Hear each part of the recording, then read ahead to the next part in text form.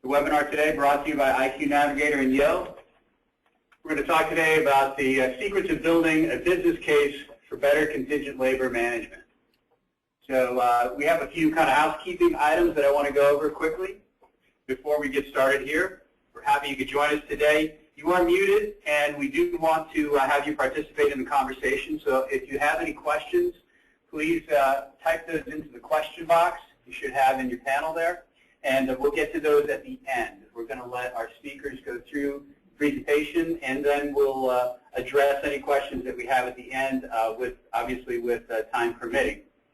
So we're going to go through the agenda and our two speakers today, and then we'll get straight to the presentation. We do have a couple of polling questions, so when those come up, we'll let you know, and we'd appreciate you voting quickly and getting those back to us so that we can talk about that. And so I think we're ready. Why don't we get started? So today, we're happy that you could join us for the webinar presented by IQNavigator and Yoh. IQNavigator is a technology leader driven by independence, vision, and technology. They deliver vendor management solutions to companies around the world, allowing them to better manage their non-employee workforce. That's what IQNavigator is built to do. Contingent labor, independent contractor, statement of work, managing your your non-employee workforce. And they are a truly global company, as you can see, with 47 countries and 16 languages. They're serving the needs of many different customers in many different situations. Yoh is a leader in workforce solutions. For more than 70 years, we've been delivering all kinds of workforce solutions, and specifically related to what we're talking about today, we've been a leader in the managed services space with more than 10 years in recruitment process outsourcing as well. So we cover all the contingent labor areas, non-employee areas such as independent contractor management, statement of work management, and payroll management services. And we're ranked as one of the best MSPs by HRO Today in the 2014 Baker's Dozen ratings. So today, we're very pleased to have join us two leaders in their respective areas. From IQNavigator, we have Brian Hoffmeyer, who is the Vice President of Product Marketing. He's got more than 9 years of experience at IQNavigator. He's a product marketing and management professional and has worked in many industry solutions. He's focused on helping suppliers use IQNavigator to achieve their business goals. Brian, good afternoon. Thanks for joining us. Jim Heim is our Vice President of Enterprise Solutions from Yoh. He has more than 20 years of industry experience and in the design and development of workforce solutions. His focus is to help our clients craft customized solutions that meet their unique talent and workforce management needs. All right, so those are our two panelists for today. They're going to provide some great insight, and we're very excited to be able to see today. The stuff that we're going to go over is going to consist of kind of a baseline starting with workforce facts and figures, and then we're going to get on to really the meat of what we're talking about today, why managing this contingent workforce is critical to business success, not certainly just an option today, necessity. And we're going to talk about problems. We don't got no problems, right? Nobody has any problems. There's always a burning platform, problems to be addressed to help a company manage this contingent labor workforce effectively, efficiently, and certainly effectively. Today, he said, we're going to do a little he said, she said. We're going to mix that up a little bit with he said from the MSP and he said from the VMS side to developing the business case. So we're going to define some of the starting areas and the core things that you need to be worried about to make sure that you're ready for this, define the scope, and look at some data and some things. And then really I think a lot of what we're talking about today is going to be who should be involved in this and how they should be engaged, because that's a really important part of this. And then we're going to get to the RFP initiative, because that's a common question. Many of these end up as an RFP, and it's good to know some of the do's and don'ts for RFPs, so we'll cover those as well, and then we'll give you a quick example at the end to kind of wrap up through that, along with some Q&A. So we'll take some questions. Again, if you do have questions, you can type those in the question pane, and we'll take a look at those as we go through and get to those, again, at the end of the broadcast. All right. With that, I'm pleased to introduce Brian Hoffmeyer and Jim Heim. So, guys, take it away. All right. Thanks, Matt. So the first slide we're going to pull up is really about the contingent workforce trends. And so, want to start with some industry statistics that will really help outline why many organizations are finding that what worked for them in the past no longer is working for them today and are struggling to gain insight into how much they spend on contingent labor. It is estimated that on average, an organization's utilization of contingent labor now exceeds about 25% of the company's direct headcount, and in some cases rising to 50%. And per the statistics on the slide, expecting about 50% contingent labor by 2020. So really, organizations are targeting a more agile and flexible workforce. So as contingent labor, and for the purpose of our discussion today, contingent labor is temp labor, independent contractors, statement of work-based projects. And so as contingent labor evolves, organizations face the challenges for managing this complex workforce. So by adopting a consistent approach to managing contingent labor with standardization of process organizationally, you can realize significant benefits. Accordingly, the ability to obtain contingent labor visibility, control, reporting, and compliance, is beneficial to any organization, and really, the core as to what organizations are looking for an MSP and the VMS to provide them, their program with. Brian, any thoughts?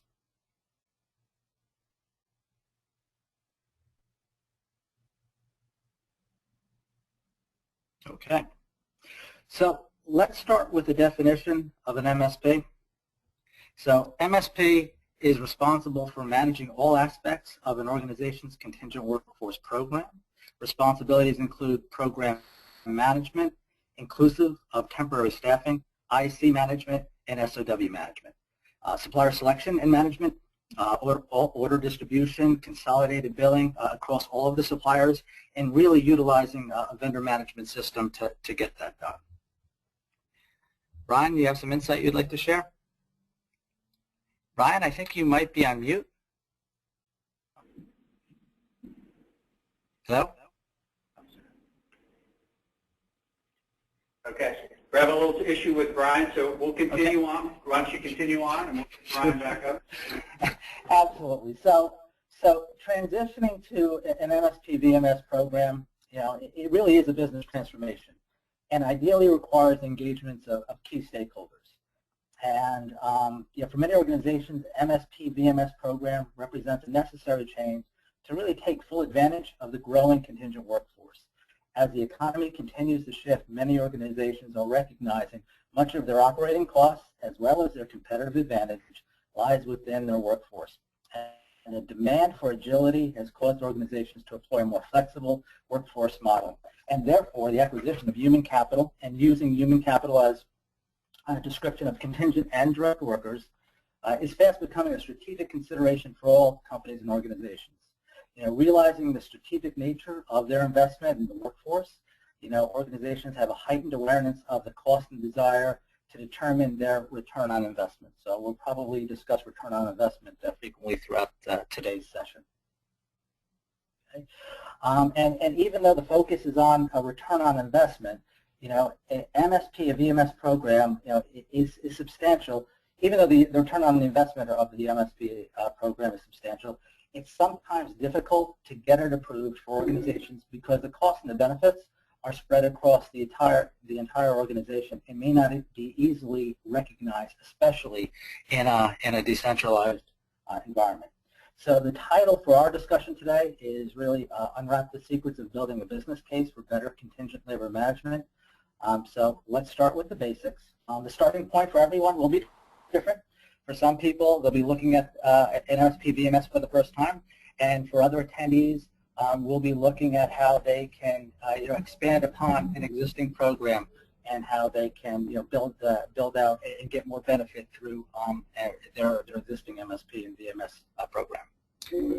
All right. Do we have Brian back yet? Yep. Brian, you there? All right, we'll wait till Brian gets back. So let's take a look at the survey we did for the registrants before the webinar today.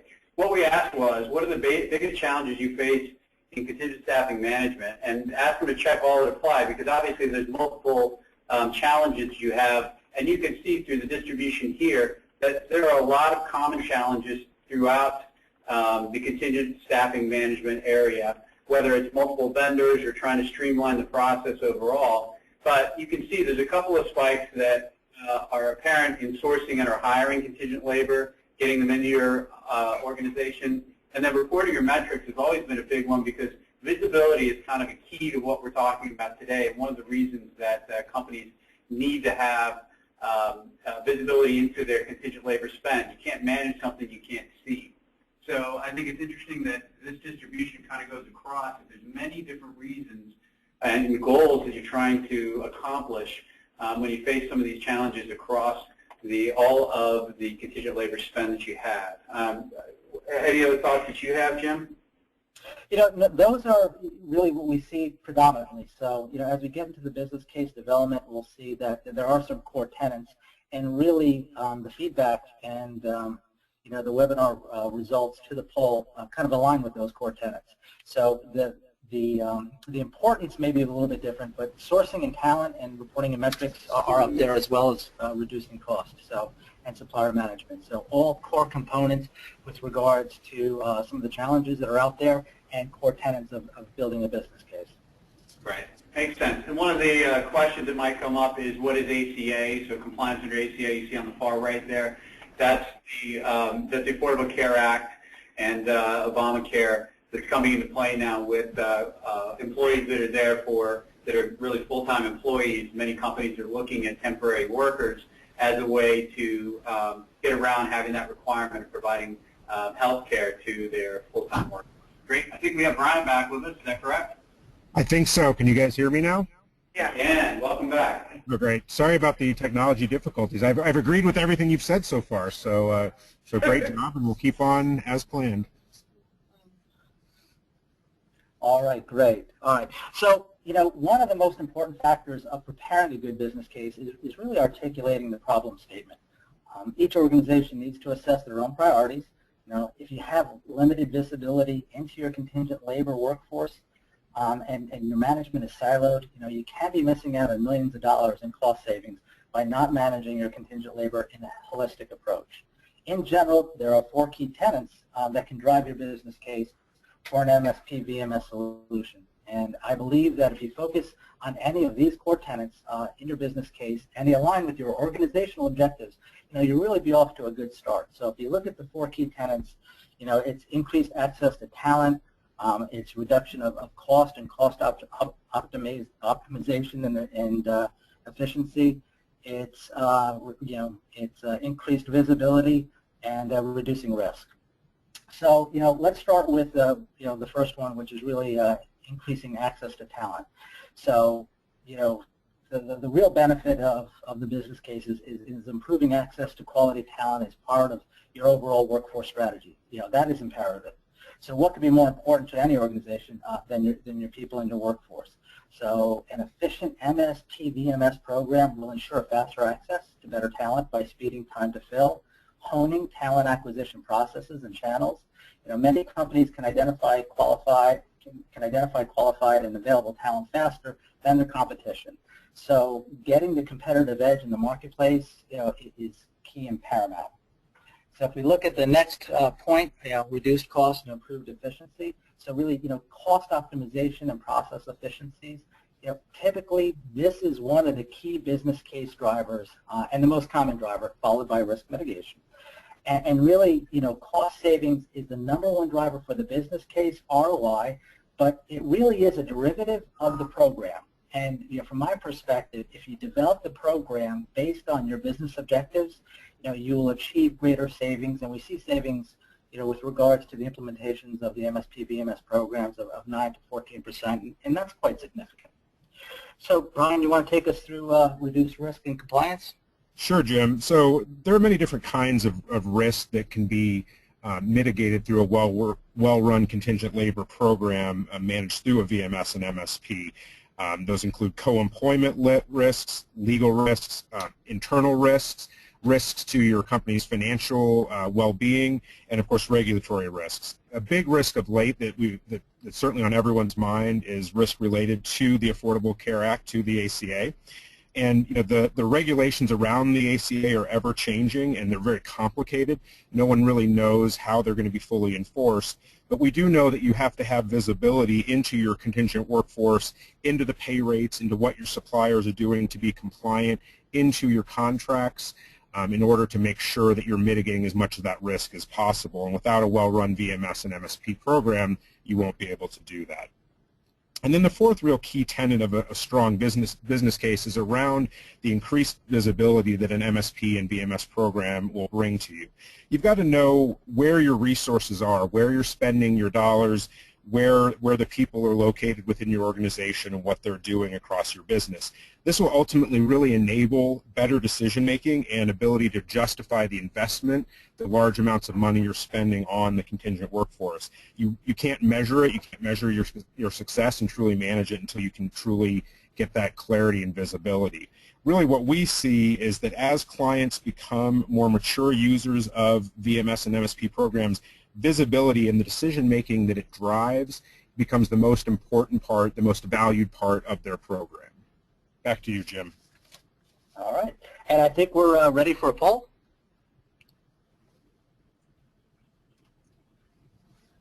Okay, yeah. So one of the things that we have been talking about is, all the things that, you need to take into consideration. But really what we really are talking about is owning this process of doing this. So we'd like to have you vote quickly on who currently manages your contingent labor program. And we've offered a few options here. Typically we find procurement and HR. If there's other, certainly pick other. But procurement, HR, or both, if you're in that position, or other if neither one of those kind of fit, or any of those three don't fit your needs right now. But let us know who currently manages your contingent labor program. This should be very interesting because we talk about this all the time. Guys, you want to talk a little bit about what's behind this and what you typically see?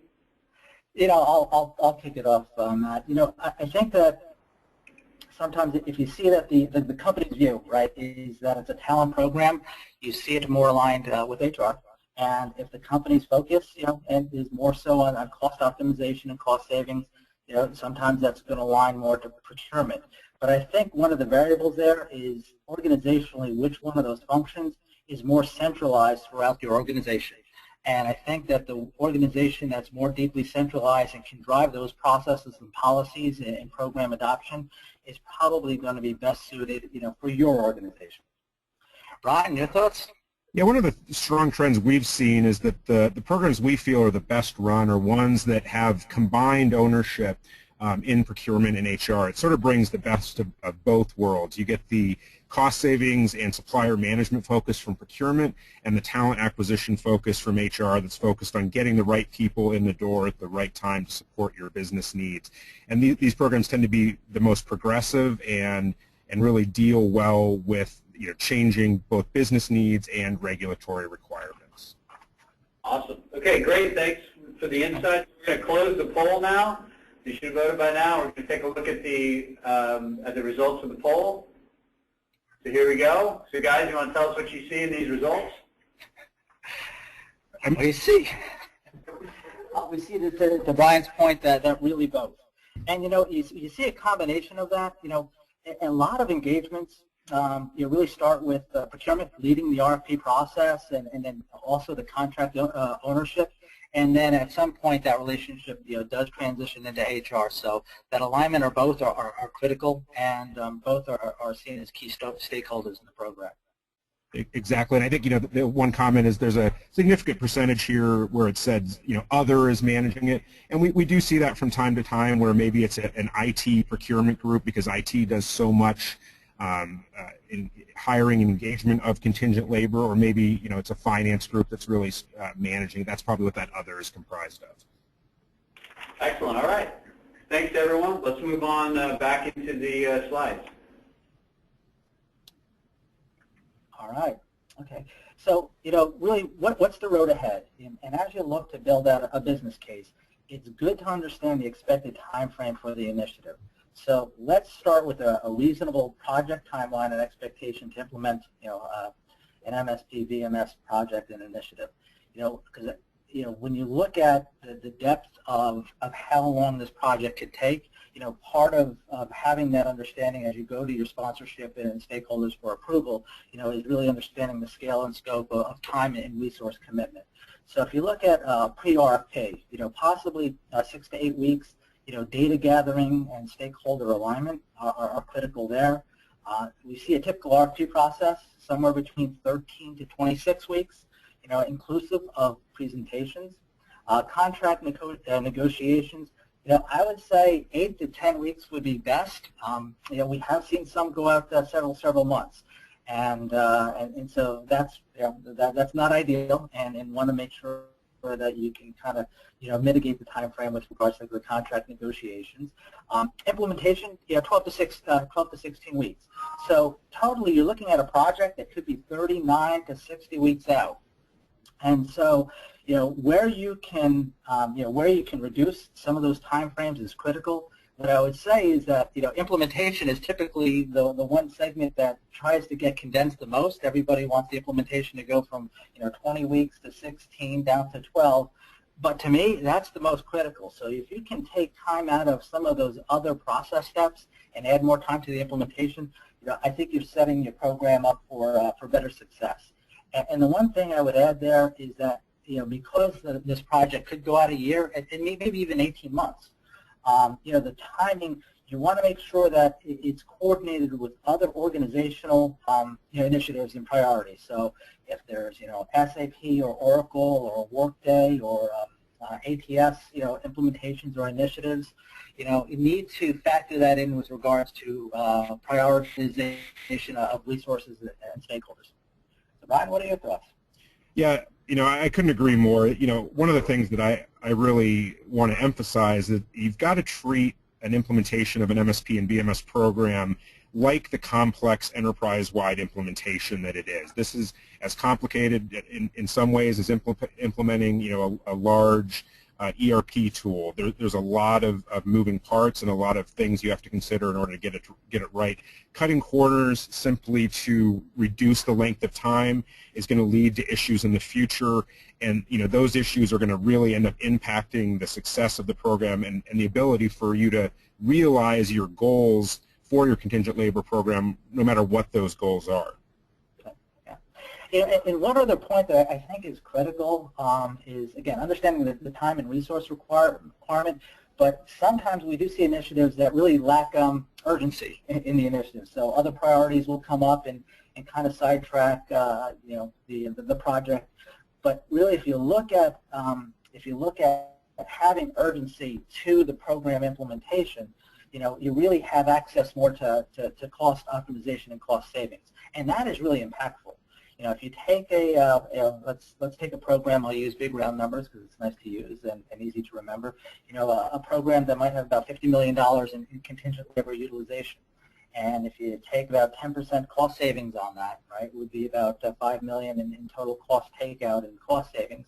If you divide that by 12 months, you're looking at cost savings on a monthly basis of $416,000. So there are some times that need to have that urgency to get to the cost savings, and again, that's part of building in the roadmap of the project is how you can get the program stood up quickly and efficiently, but where you're having access to the benefits of the cost savings and getting return on your investment and your time. Yeah, we've always espoused, doing what we call goal-based implementation, really being focused on what your goals are to keep things moving. You are going to hit roadblocks, but if you can remember what those goals are, you can get past them easier. Jim was giving a good cost savings example, but it doesn't just have to be about cost savings. For example, you may be focused on reducing time to fill, and typically a a well-run program could reduce time to fill for critical requisitions from 20 to 30%. So imagine, if you could use that as a lever to keep things moving by saying, okay, by delaying this implementation, we're keeping our hiring managers from filling critical requisitions that are needed to meet, to do business critical tasks. That can be really a powerful tool to keep things moving along. Back to you, Jim. All right, thank you.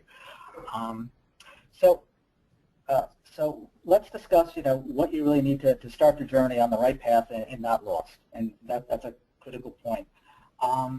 Peter Drucker has a quote that culture will eat strategy for breakfast, and it's a quote you might want to keep for yourselves. And it is also said that culture creates the foundation for strategy. It can either be a company's greatest asset or largest liability. So, how do you know if your company is ready for an MSP or VMS program? I think you need to also ask, what is your organizational appetite for change and cultural readiness? What we see is this is a step that is often overlooked. It's one thing to have a program and get the program stood up, and it's another to have a well-adopted program. And a big part of the cultural question really depends on how your company deals with change. Another cultural question which comes to the forefront regarding departmental interactions, how do distinct internal departments interact today?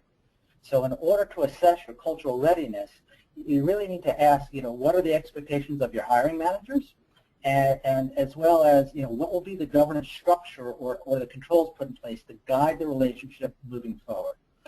Is there a culture to outsource? I think you really need to look at alternatives as well as to what's best for your organization.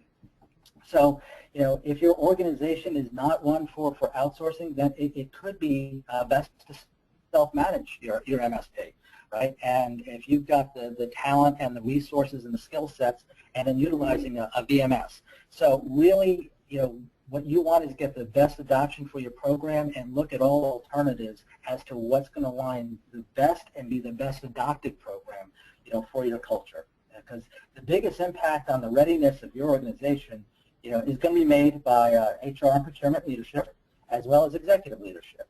So really, not unlike any other corporate initiative or strategy, the MSP VMS partnership needs leadership support and sponsorship. Executive leaders need to bring distinct teams together. They need to clarify the strategy, define the roles and responsibilities, and gain buy-in and the support. Fewer change really can prevent an organization from saving, again, millions of dollars. And typically, it's C-level sponsorship that's the best way to get an MSP VMS program implemented. So, Matt, do we have another poll question? So, Brian, you want to put some thoughts on that first? Yeah, just a couple things really quick. Where we see implementations fail is when the company hasn't spent enough time on this critical step of really investigating and understanding the culture. And by doing this, what you really do is you set yourself up for success in terms of understanding what your change management approach is going to be throughout the implementation of your VMS and MSP. It'll help you really understand the methods you need to communicate the change, the level of detail, how to tailor those specifically to make them work within your company. And it'll really point out the places where you're going to need to rely on your sponsorship to keep things moving along, to keep you going over those hurdles. It'll help pre-identify them and get you past them that much faster. Over to you, Matt, for the poll. Sounds great. Okay, we have our second poll question now. So here's now we're trying to, we're getting into the meat of building your business case. So the next things we're going to talk about are really the things you need to keep in mind as you're building this business case. So we're interested now in hearing from you about who are you primarily building your business case for. Is it going to be for your executive level and your C-suite, for finance, HR, procurement, hiring managers? So I know it's difficult sometimes to select one, and we're going to talk about all of these stakeholders, right, that are involved in this. But pick one. Like if you had to say primarily, who's going to be the recipient of this business case, who's going to really have the most impact with your ability to get this done as an initiative. So, guys, want to give us any color while we're waiting for everybody to cast their votes? Matt, I would just say that key senior stakeholder engagement, as we've discussed and outlined already, it is critical. It makes life so much easier. And I think from my perspective, HR, finance, and procurement, when you have the stakeholder engagement coming out of those organizations, it does provide, it does provide that engagement and that support with regards to the rollout of the program. All right, fine. Great. Why don't we take a look at any last votes? Otherwise, we'll close the poll and let's take a look at the results and see what everybody said. All right, guys, what do you think? Well, I think it's pretty interesting. I would say that the focus on C-suite and HR really shows that those are the organizations that are least familiar with the need for a well-managed contingent labor program. Procurement has been historically responsible for this category, and so they understand, and it makes sense to them why it needs to be managed through an MSP and a VMS. And so concentrating on the C-suite and HR will deliver a lot of value, and it kind of it's on trend, as they say, with the increasing involvement of HR in contingent labor programs, as well as the fact that with the growth of contingent labor, the C-suite is more and more aware of the importance of this to their business. Great. And Go ahead. hi. No, I was just going to add, the hiring managers with regards to building the business case, that's a critical step. I would say that hiring managers typically are the most critical and the most concerned with regards to how the program is going to impact them and their suppliers and their relationships and their processes and their approach to talent acquisition for their business unit or for their organization. So I see that as a critical one that should be growing. Awesome. All right, let's get back to the presentation. Take it away, guys. All right. So again, primary audience of a business case, similar to what we've just seen, HR, executive sponsorship, and really, what are some of the drivers of that? We've touched on it earlier. It's really, cost savings and risk mitigation seem to be two of the ROI driving points for the business case. Something you want to add there, Brian? Yeah, I think the other interesting thing about this sort of industry benchmark data is the importance of the non-executive sponsor. This could be somebody who is a line of business owner who has a large amount of contingent labor, and that contingent labor is ultimately on the critical path for them to deliver the company's product, whatever that product might be, and they may have something that they think is working right now, and so you need, as part of the business case, to show them how the new plan, the new program will continue to satisfy their business needs. All right. So let's take a look at functional stakeholders, what's important to them, and really tailoring the benefits, to the specific function. So the WIFM, what's in it for them? Because as you tailor your business case to the different functions, you want to make sure that you're hitting the key points that are important to them, and to help drive their buy-in and their input with regards to the project. So let's start with HR. So HR primarily is going to be looking for or looking at finding quality candidates who represent the right fit. Effective measurement metrics is going to be important to them.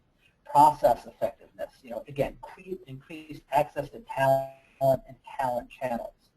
Cost is always going to be there. Looking for consistency. So again, driving quality, consistency of process and policy.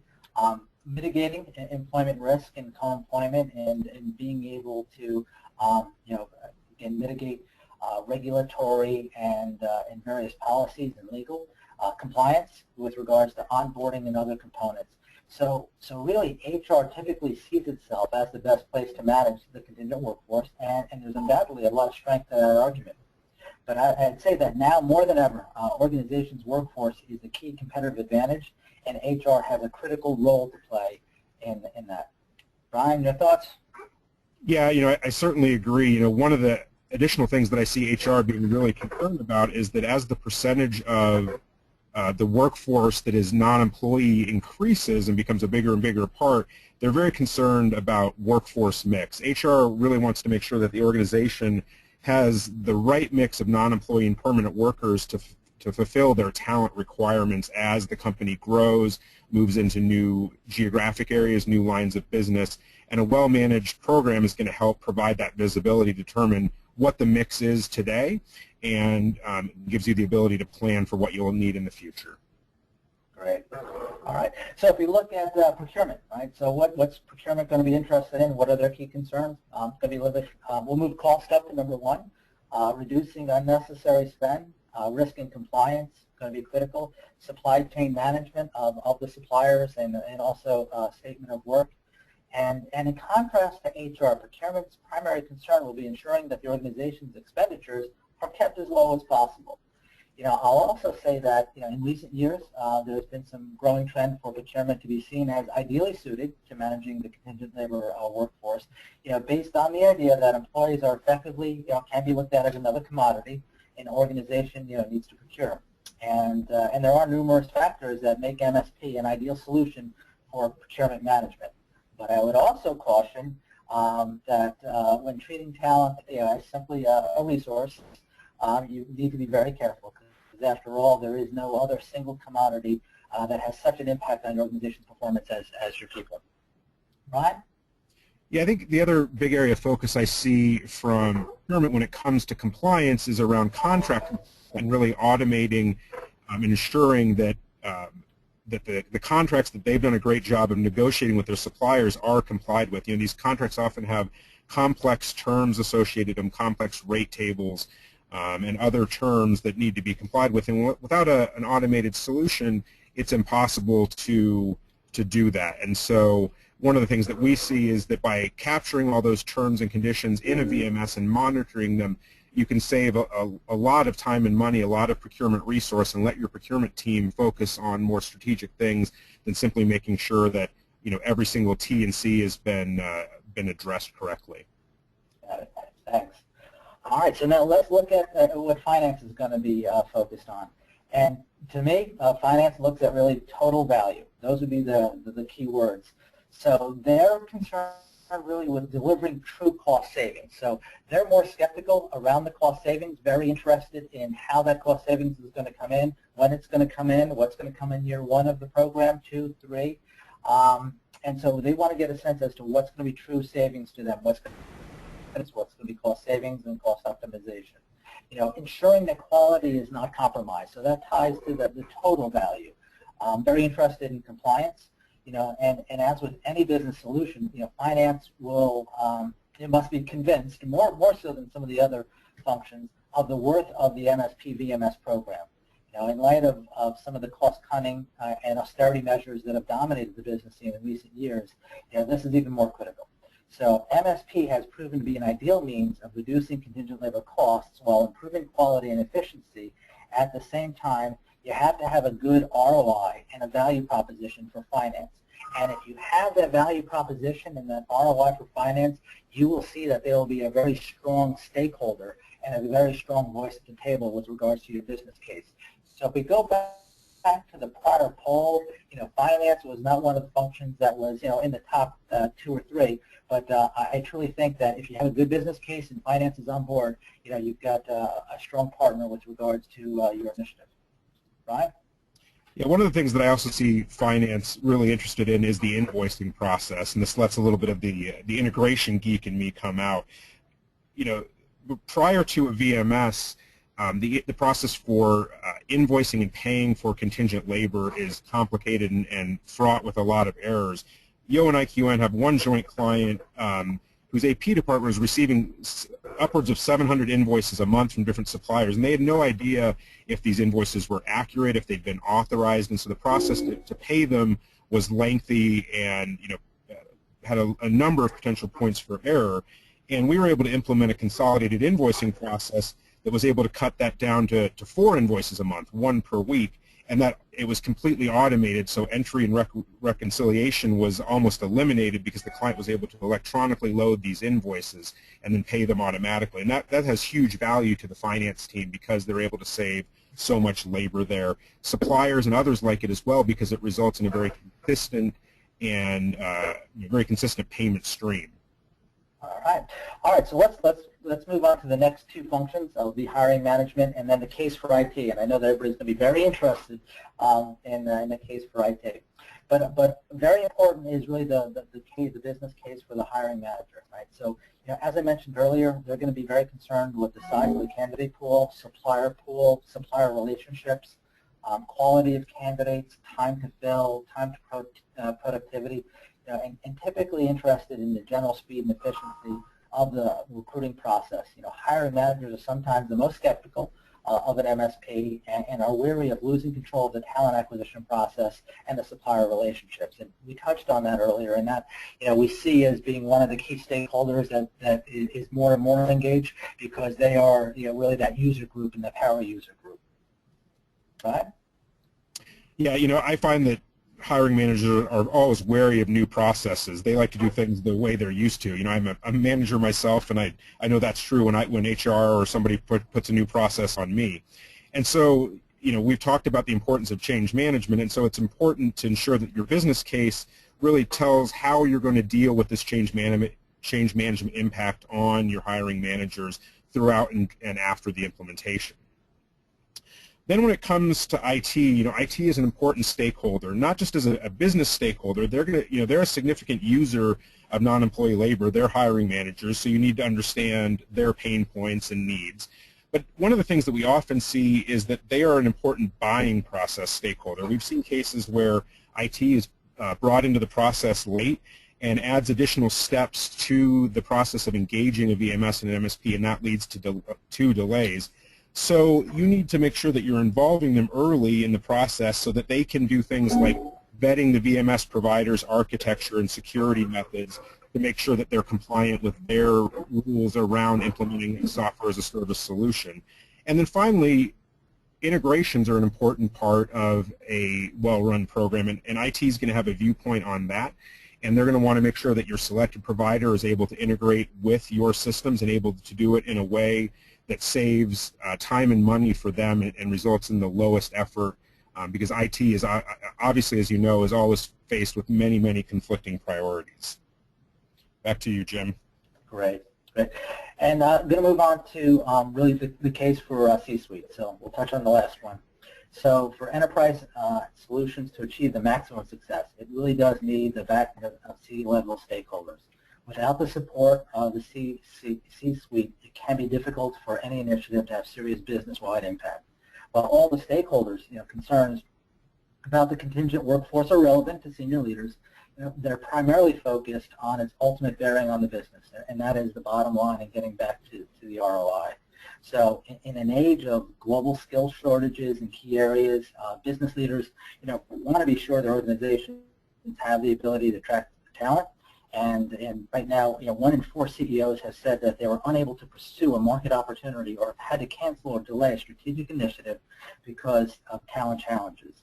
1 in 3 is concerned with skill shortages, will impact the company's ability to innovate. So, this is impactful, and this is why, C-suite is important, as we saw from the poll, and also their buy-in and their engagement. They want to make sure that they've got access to talent.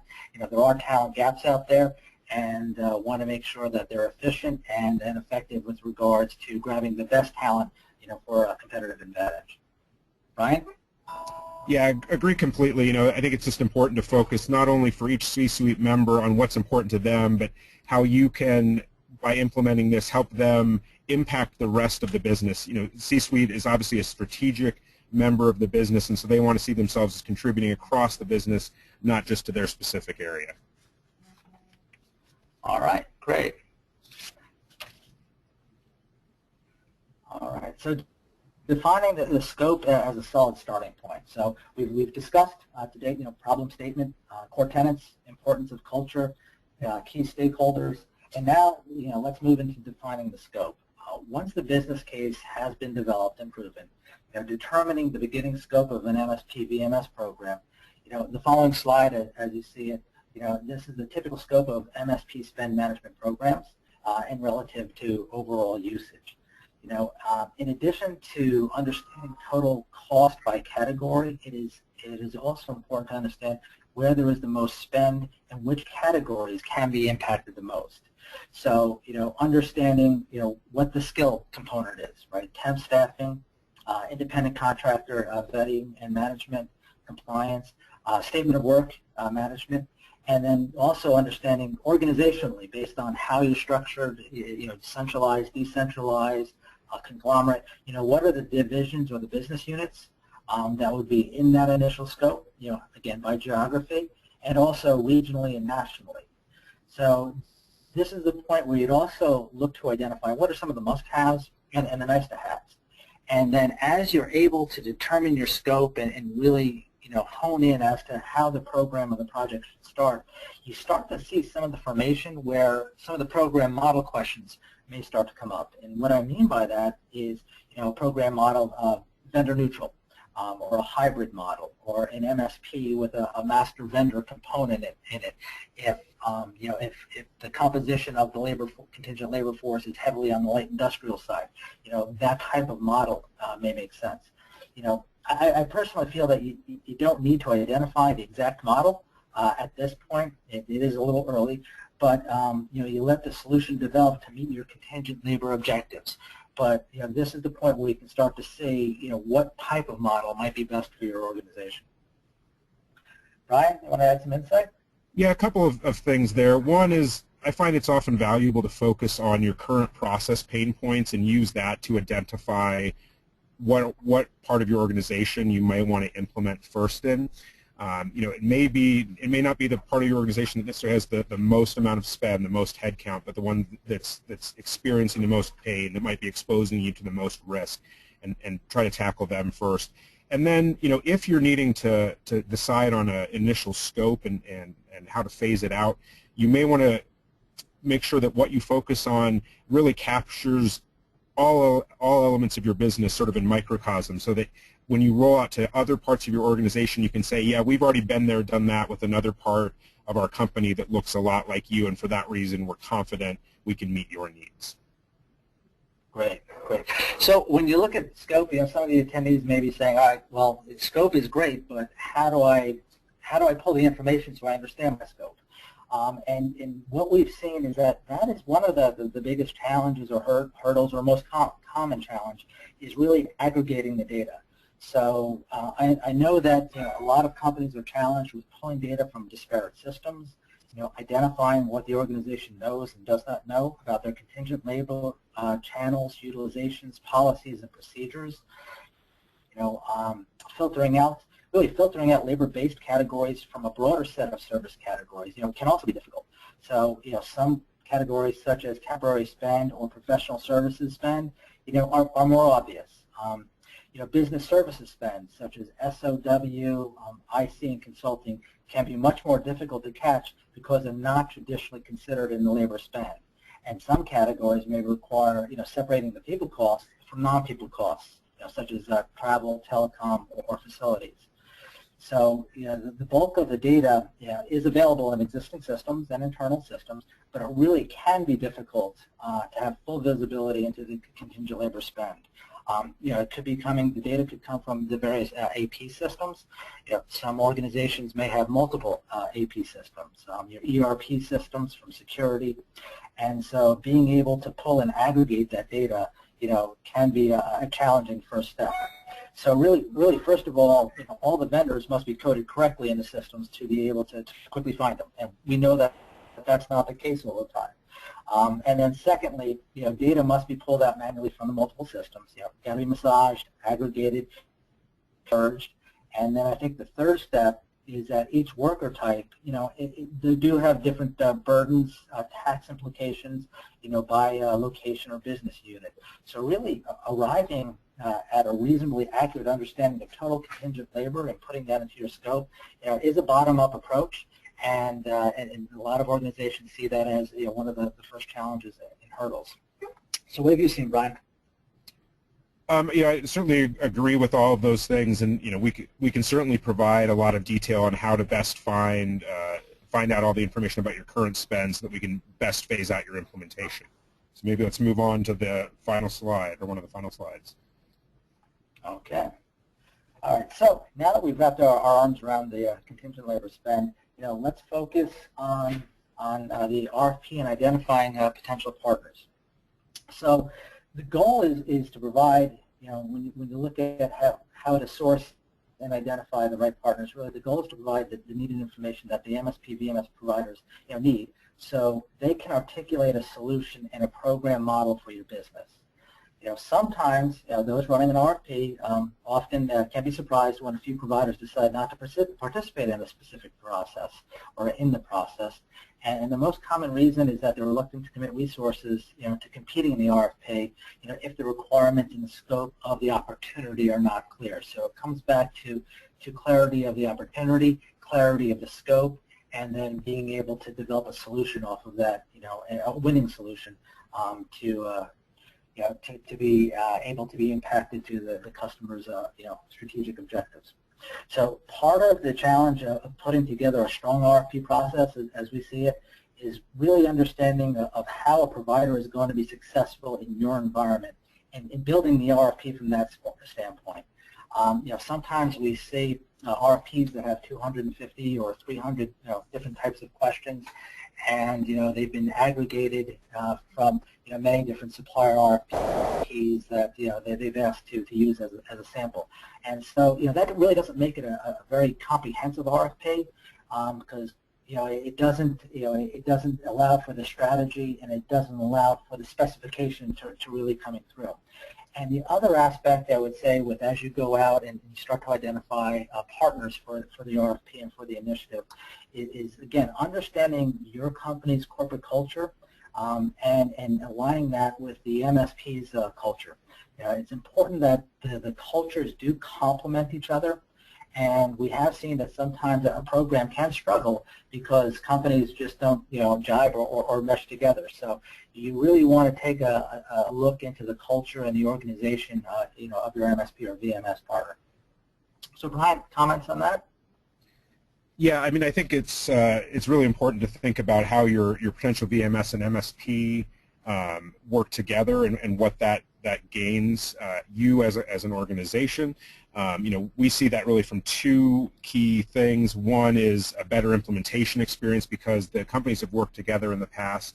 They've developed a joint implementation methodology which will result in an implementation experience that's better for you as the client, less effort for you. And then once you've transitioned to ongoing operations, you're going to come up, the MSP is going to come up to speed much faster if they've already worked with that VMS, is familiar with the technology, and then you can focus more on meeting your strategic business needs. Got it. Great. Okay. In the interest of time, I think we're going to move past the example here so we get time for a couple of questions at the end, if that's okay with you guys. That sounds great. Great. We have a couple of questions. So one of the ones that we had was, how do I make the content of my business case company specific? Brian, do you have any thoughts on how do they make it more specific to their company? Yeah, that's a great question. And of course, before you have a program in place, a VMS and MSP program in place, it's going to be hard to make it company specific.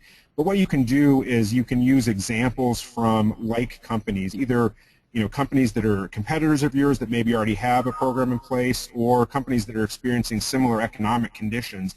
If you're in an area where you're really fighting for talent, for example, amongst light businesses that are geographically situated with you and they've already done something, you can use those stories and make them relatable to you. And then as you start to implement a program and expand it to other areas, you'll build those stories about your own business and can sort of use them for version 2.0 of that business case.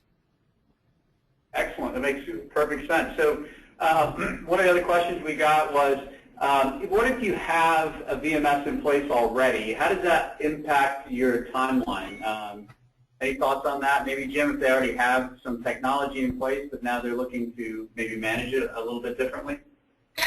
Yeah, I mean, I would say that I don't know that it would impact it materially, right? There's still a lot of data that needs to be aggregated and accessed from the existing system.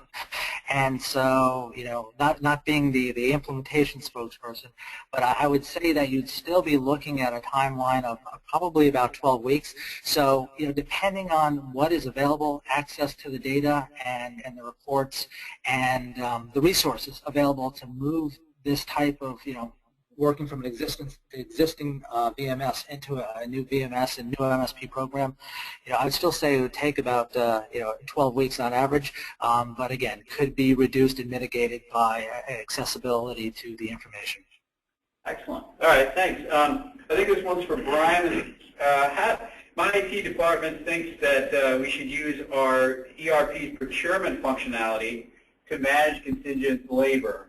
How do I address that? They say they want to use, we've already got a system, a procurement system in place, and we want to use that. How do we address that? Yeah, it's definitely a common question because obviously IT's made a big investment in whatever that platform is.